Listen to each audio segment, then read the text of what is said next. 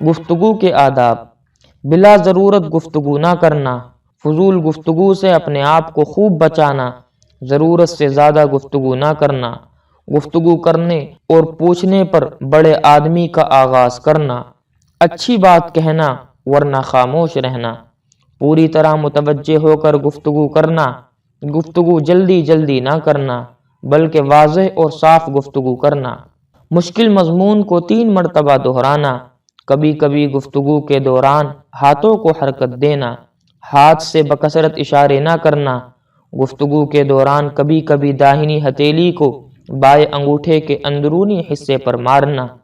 تعجب کے وقت تکبیر اور تسبیح کہنا،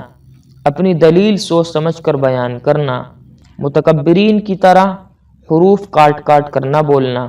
اگر غصے کی حالت میں ہو تو غصہ کافور ہو جانے کے بعد بات کرنا، سچ بولنا اور جھوٹ سے مکمل احتراز کرنا، فاسق کی تعریف نہ کرنا، گفتگو میں سختی اور کسی کی تذلیل سے بچنا۔ اللہ تعالیٰ سے دعا ہے کہ اللہ رب العزت ہم سب کو ان تمام باتوں پر عمل کرنے کی توفیق عطا فرمائے، آمین۔